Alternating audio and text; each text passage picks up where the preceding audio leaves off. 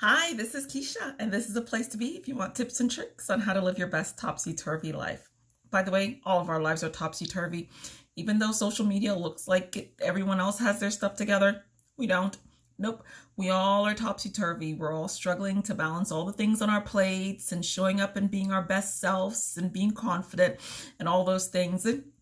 So this is just a place where I share things that I've learned because my motto, I teach as I learn and I learn as I teach, and I just share tips on how to be our best selves. So today I want to talk about self-care. In today's culture, it is the norm for everyone to want to be the best mom and employee and Pinterest artist and business owner and all these amazing titles that we wear. But the truth is we can't be the best anything if we're not practicing self-care.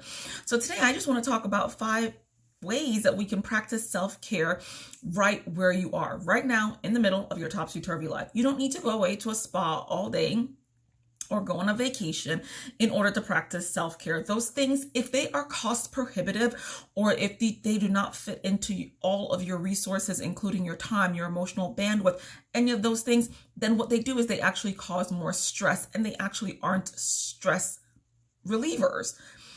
Have you ever heard the phrase, I need a vacation to get over my vacation? Yeah, that shouldn't be the case. Self-care is one of those things that rejuvenates and recharges us and keeps our feet on the ground. So here are 5 short things that you can do right here, right now, from your chair. First of all, stop comparing yourself to others. I know.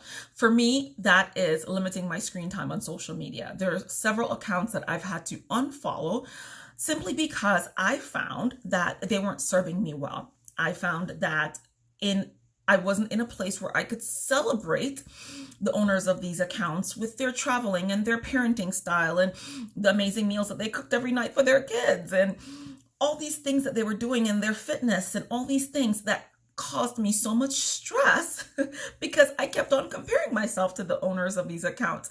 And so a form of self-care for me was unfollowing them. So try that. Try unfollowing any social media accounts that are causing you stress. Comparison is the thief of all joy. That is a way that you can exercise self-care, is by stop comparing yourself to others. Point number 2 is journaling.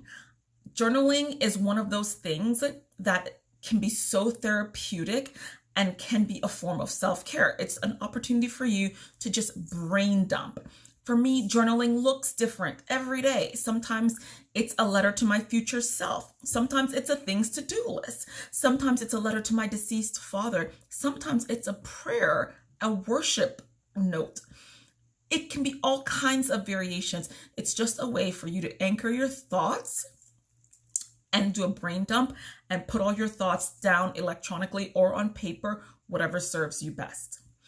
Number 3, laughter. Laughter is so good for the soul. I'm telling you, that is a form of self-care. If you can find the humor in life, that's one of God's greatest gifts to the human race, is to give us the ability to find humor in situations and to be able to laugh.